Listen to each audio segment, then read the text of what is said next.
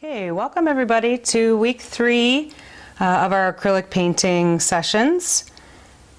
Before we get started on today's demo, I'm going to use an opportunity to refresh our understanding of the principles of design. So here is a very important list of descriptive words that we can use to talk about our paintings. We can also use these as reference for understanding the visual language of art in general. So when we stumble upon a mural or a piece of public art, or we walk into a gallery or a museum, or we're looking at a friend's drawings or sketches or painting, we can have some terms and some words to use to help describe the success of the work. This week's prompt is Your World Outside, so we'll be talking about landscape, using photography to take photos of our environments that are outside and around us, maybe taking a walk or a drive to a beautiful area, and thinking about the compositions that we can create through photography, and then using photo editing, cropping, saturation, increase, and contrast to make a great reference to work from. So I'm going to use a painting that I created as a demo in a former class, and I talk about this painting in terms of these principles of design. So we first want to talk about the painting as a whole and its balance. Is there a nice distribution of visual elements? And that could be the objects, meaning the trees here, for example, the colors, the texture of the paint, and just the space overall. Is this a symmetrical or asymmetrical design? How does the balance of this painting look to you? So right now we have a nice layout between the background and the foreground. There's a nice balance between the elements of the trees. And then it's bringing us to the second term, which is emphasis. Where in the design catches the viewer's eye? So here we have emphasis created around where the sun is setting behind the furthest area of the background of the painting. We have nice emphasis with the way that the color of green kind of trickles back here and brings our eye across. And let's think about movement. How do we find or create a path for the viewer to get to our focal point? So that can be through color, that can be through directions in the brush strokes, and the grass is here bringing our eye up. There's a slight lean or tilt to the trees that kind of, again, brings our eye back over here. And this is where we have the most dramatic color and contrast. So the lightest area next to a dark area, creating that visual emphasis, and then the movement throughout getting us there. What about pattern, repetition, and jumping down to rhythm? So pattern is, are we repeating symbols or patterns? Here we are repeating the tree line, and this was selected intentionally so that pattern and repetition could be brought into the painting. When taking the photo, I saw that the trees were creating that natural rhythm, and I shot the photo for that reason. Thinking about proportion.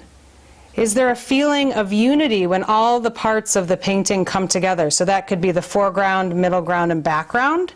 That could be the trees and the sizes of them. The larger they are as they come forward, and the proportion as they are smaller as they go into the background. What about the variety and unity? Are the elements that are brought in here, is there enough interest? Is there enough different kind of brush strokes that keeps the viewer interested? And what about the overall unity of the piece? Is there a harmony between all of these parts, between all of these principles of design? Now, what do you think? Let's move on to the second example,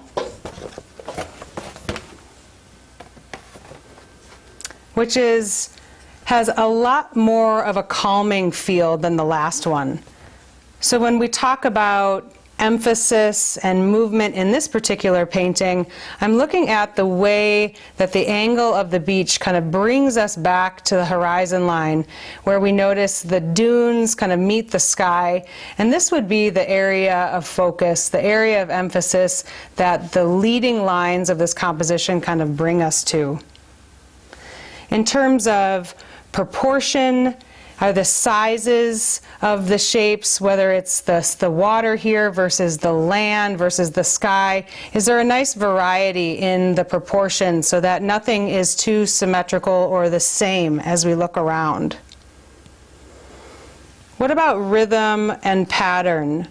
The rhythm of the brushstroke here in the foreground, the rhythm of the slight, where we kind of suggest that there's waves crashing onto the beach, the rhythm and pattern and the brushstrokes of the clouds, and then thinking about the overall unity and then the variety of these elements. Are there enough of these principles and these elements in here that creates unity and enough variety in our piece?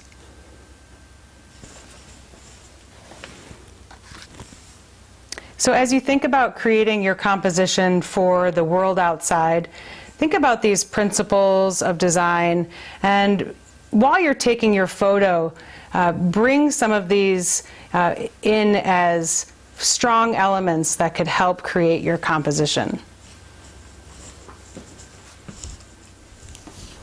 We're going to move into the setup for the painting demo.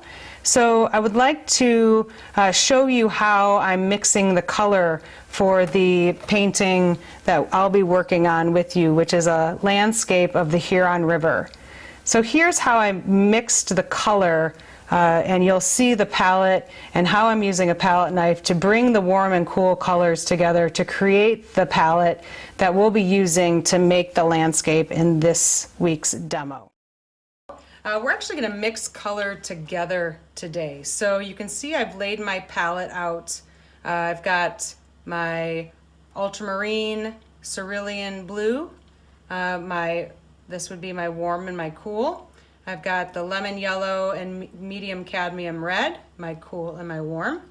And then I've got the crimson red and quinacridone red here, my warm and my cool. And then I'm sneaking in a little bit of dark umber, just so that I can really tweak some of the dark values as we build in this landscape.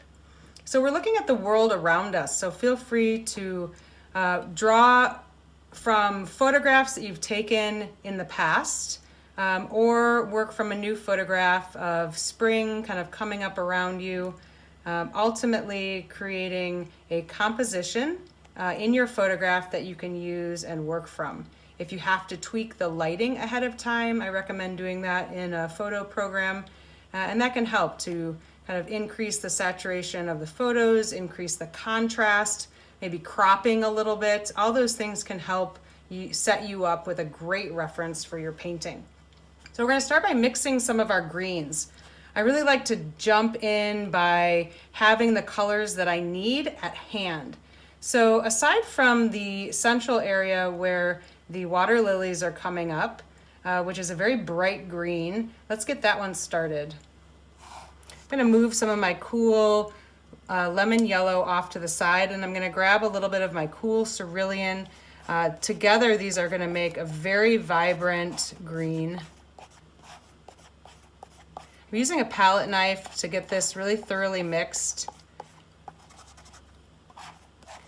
And notice how little blue I used to make this green, but how fast it went to that secondary green. I'm actually going to move some of this off. We'll use it in a future mixture, and I'm going to go ahead and grab a lot more yellow to get to the green that I want. So yellow is typically used in larger amounts when making green, and you'll notice that. Sometimes you'll make an extra large pool of color that you don't need because you had to compensate with more yellow. So like I just did, I knew that right away, and I just pulled it off to the side. So let's go ahead and tweak this green a little bit, maybe for the highlight that we see in the background trees. And I'm going to add a little bit of our warmer cadmium yellow to this mixture. And I'm being very generous with the amount of paint that I'm using. I've got a really nice surface to mix on. I'm, maybe overestimating the amount of color that I'll need, but it's a lot easier to have more than less. It's harder to remake a color after you've applied it to the canvas. We've got a really nice kind of warm green here, and it's warm because of the yellow that we decided to add in. And you can see the difference between these two. They both have about the same amount of blue, but it's the differences in the yellows that really changes these greens. So it's quite nice to have both of these to work with. So this green I can see is going to be really nice in the background, the tree line, maybe even in some of the reflections. Let's go ahead and make a couple of our darker greens. Let's start with a really rich, deep, dark green. I'm going to grab our warm blue. Notice how much I'm using. And then I'm going to grab our warm yellow and slap those two together.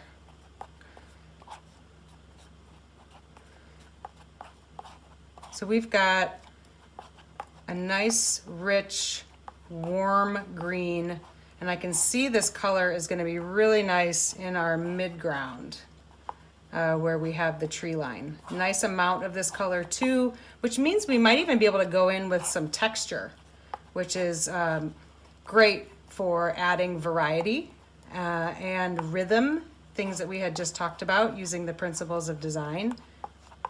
Already considering that while we're making our color.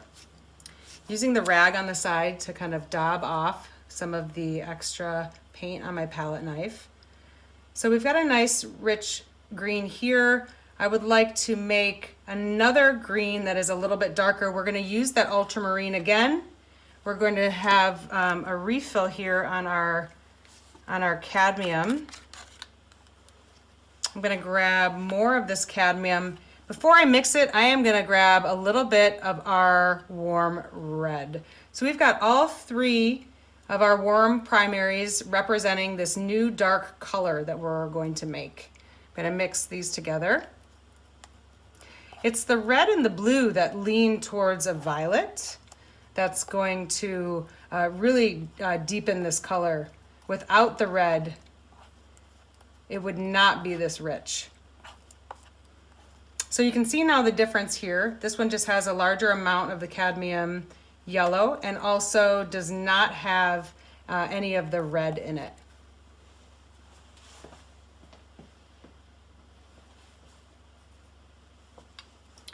So this will be a great starter palette for us. Let's get a blue mixed for our sky. I'm going to use our cool cerulean for the sky. And we need some white. Let's go ahead and lob some white onto our palette. We're going to add a bunch of this white to tint down the cerulean. Just leave that mixture kind of midway. That way we can grab from both to create a little bit of variety. I'm gonna grab a little bit of our cool red and just grab a little dab of it to tweak this color just a little bit. It's gonna make it a little bit grayer and warmer. It's going to feel a little less saturated. And I'm going to create another blue that can be used in our reflection with our warmer. I'm going to grab a little bit of that cool to make that a little violet. And grab a little bit of our white to tint that down. I'm noticing that in the water itself, the blue looks a little bit warmer than in the sky. So it's going to be nice to have a little variety. All right, here we are looking at an underpainting of the landscape that I will be showing you the finished work of. So in this particular demo, I wanted to take you through finishing the painting. So I've already gone ahead and underpainted the canvas. Just to kind of tell you a little bit about what I was doing, I started with a very warm red underpainting, which is the complement to green. So intentionally using the complement to green so that some of these colors would really just pop on the canvas. You can see little moments where the red is sneaking through. Those most likely will get covered, but in the event that they don't, they will add these little moments of interest. You can see here too in the sky where the red is just slightly coming through, just adds a little bit of warmth to the sky.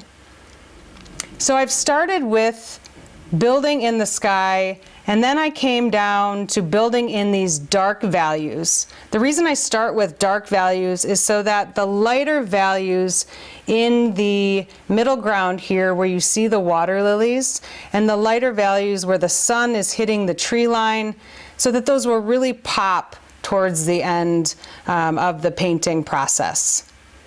So thinking about focal point, thinking about our elements and principles of design, we're already brought into this composition. So I wanted to make sure that I had the proper balance. So that's looking at the background, looking at the sky. That's looking at the shape here of the tree line in the back. It's also looking at the shape that's created by the reflection. I've made sure that I'm going to be creating emphasis and a focal point that will kind of rest here where all of these lines kind of merge. So this will be emphasis. Thinking about movement, already creating texture in the brush strokes that I've started to layer so that the movement of the water kind of flows down the river. Also the movement in the tree line, showing the nice robust leaves of the summertime of the Huron River. And then thinking about pattern, repetition, and proportion, the layout and all of the parts, the sizes and the amounts. So these are just things that I'm thinking about while I'm laying out, while I've laid out the painting, while I'm bringing in these brush strokes. Is leaning back on those principles and those elements of design. So as we kind of get back into our painting landscape here, I've gone ahead and really nicely laid out some of these dark values. So now it's time to bring in some pops of more saturated green. And when I mixed the palette, you can see I reserved these really bright, cool greens over here for some of this foreground color. So because the cool yellow is so transparent, I want to start layering this right away so that it can dry and I can bring more in on top. So the yellows tend to be a lot more translucent, therefore covering a little less effectively. So I want to make sure I can get in there and layer. A little trick to making this happen faster would be to add a little bit of white into that mixture so that I can create a color that's a little more opaque. But notice that tinted the green. Notice that's not as vibrant or exciting, but we could use this as a base for when we add a brighter green on top. So these brush strokes here are creating a little bit of rhythm and a little bit of variety because we don't see this kind of brush stroke anywhere else in the painting. So I'm just going to dab these in, and we'll come back to this area in a moment. While I have this light color on my brush, I want to skim it across the water here, accentuating some of those reflections that we see. I'm just going to use the rag to clean this green off my brush and go right into this warmer green that was mixed for the tree line. So using the angle brush, I'm using the tip of the brush, I'm using the flat end of the brush, and I'm just ever so lightly dabbing the paint on top of the dark green color. I want that dark green to remain really visible so that it pops this brighter green in front of us. So I'm looking at my reference, kind of paying attention to the way that the leaf structures work. And then I'm gonna just reload the brush up and pop over here. This is a tree line that's a little bit closer to us, so there's a little more detail in the leaves. So we can change our brush stroke. Again, adding more variety to the kinds of brush strokes in the painting. Popping out some of these areas that are getting hit by the light while everything else is in shadow.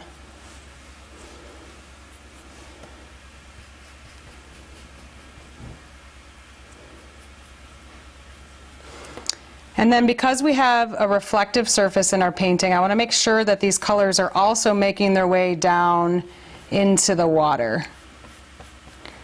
And the direction of my brush is changing so that I can emphasize the movement of the water itself. The reflections and the waves of the water are going to be larger brush strokes in the foreground, and then they're going to get smaller as we go into the background, and that's going to create the illusion of depth. So we still see quite a bit of the red popping into our frame, popping into the painting. So I want to, before I get into any more detail, I want to go back into those areas and really tighten up the colors that should be there to cover the water. So we're going to go back into the sky and the reflective part a little bit by mixing a light blue, loading up the brush really nicely back and forth, making sure that the whole brush is full of paint so that I can ensure a really nice confident brush stroke. So we're going to bring this color here very carefully. You know, making a straight line can be done by very lightly changing the angle of your brush, very slowly putting down that mark. And then I'm just going to bring this color across and define where the lily pads are living. I'm going to bring this across, and then I'm going to come back into the water. And now I'm being a little bit more intentional with how I lay down the ripples. So I'm using my reference for information, looking at it as much as possible.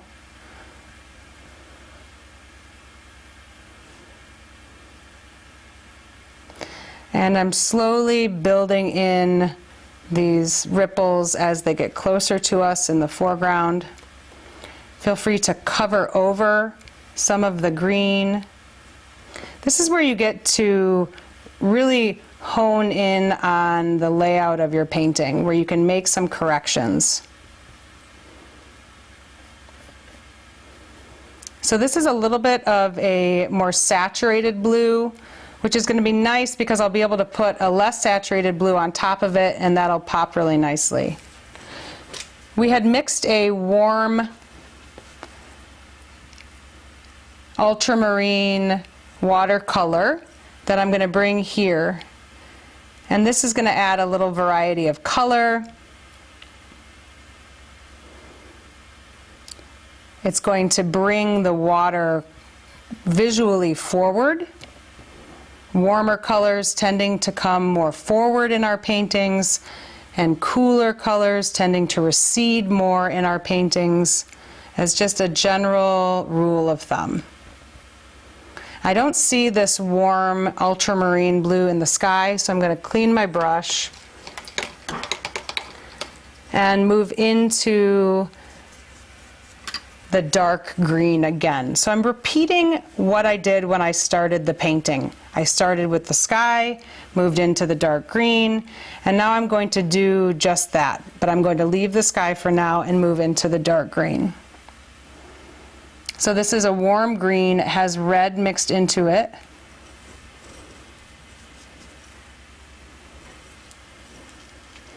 And I'm just going to bolster up some of these dark areas. And also use this as an opportunity to kind of redraw or re-emphasize some of the tree elements that I see.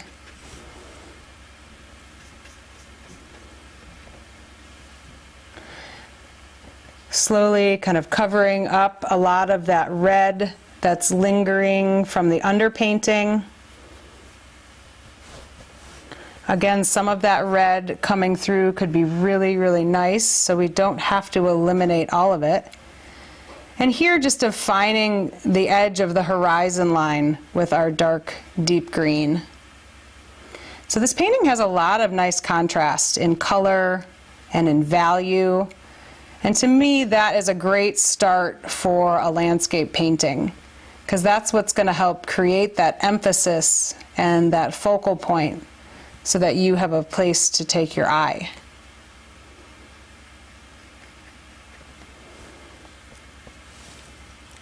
I'm going to mix this highlight green and the dark green together, almost creating a mid-tone. And that, to me, is what I'm seeing here in the water, is that there's a slight mid-tone value. It's a little different than the dark spot. So I'm going to bring this in, thinking about the reflections and how it's changing as it hits the water. I'm going to cover some of this up where I added a little more of the highlight than necessary.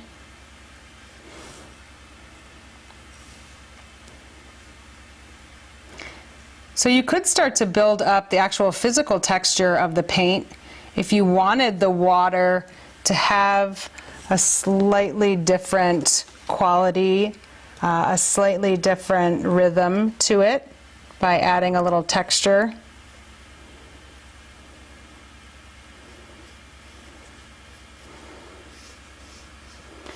So the underpainting that you saw when we got started really helped lay out the foundation for how all the brushstrokes are going to move throughout the painting.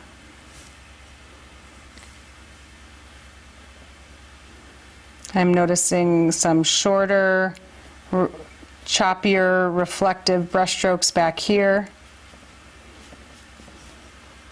and longer reflective brushstrokes up here. There are some peaks of reflection that kind of ripple in to our blue, our sky reflection here.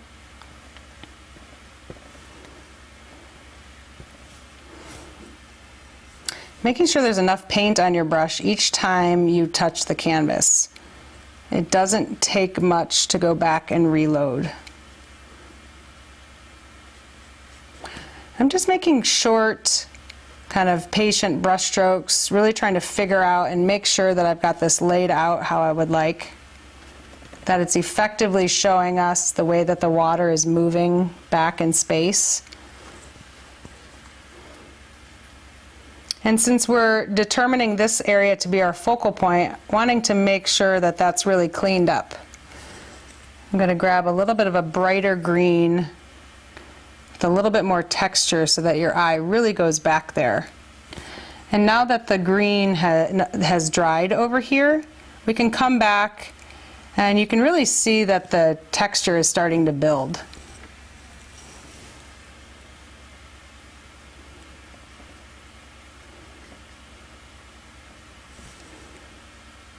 And then here, where the tree is a little closer to us, the brush stroke changes, the direction changes. And load up a little bit more.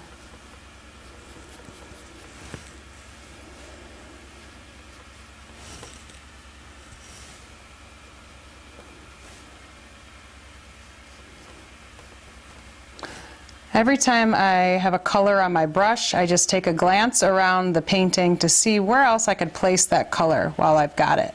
Especially at this stage of the painting where we're, closing in on the last maybe 30% of it. It's a nice time to really polish up some of the areas by adding in little nuances of color that you see.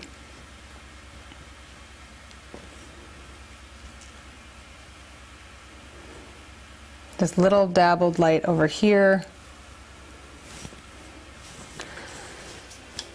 Cleaning off my brush as best as possible. I want to come back and really make sure that this mid-ground area where the lilies are is going to be visible.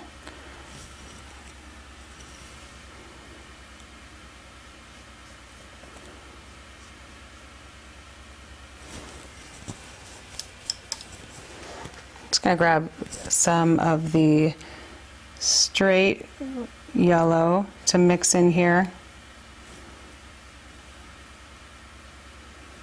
The thicker you build up the paint, the longer it will take to dry, which can be an advantage if you're trying to mix right on the canvas or blend right on the canvas. It can also inhibit you from finishing your painting if you've got too much paint on the canvas in an area that you want to correct or change. So you just have to be patient and know the limitations of the paint and step away for an hour if you need to let it dry and just something that you can come back to. So I'm slowly going back in and adding a little more detail into the background here where the water meets the lilies, meets the tree line.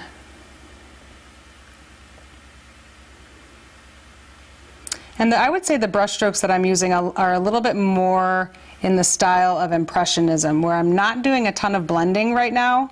I'm actually just placing the daub of color next to another color, and then hopefully visually your eye will blend those things when you step back. So it's an illusion that our eye creates when we step back in time or step back in space, and it visually blends on its own. And you may notice that when you look at the work of the Impressionists. That when you go up close, you see all the dots, but when you step back, it reads as one plane or one value. So we've got some very sweet yellow reflections and more kind of plant life along the line here that I'm just going to sneak in.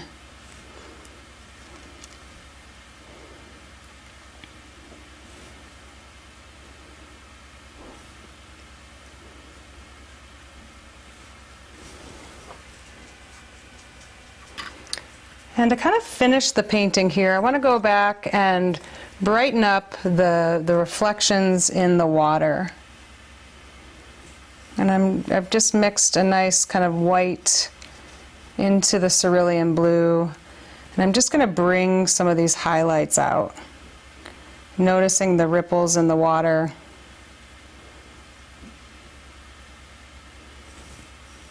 And how this highlight just really helps bring your eye back to the focal point that we are trying to accentuate, which is right in here. So this is the movement created through our brush strokes.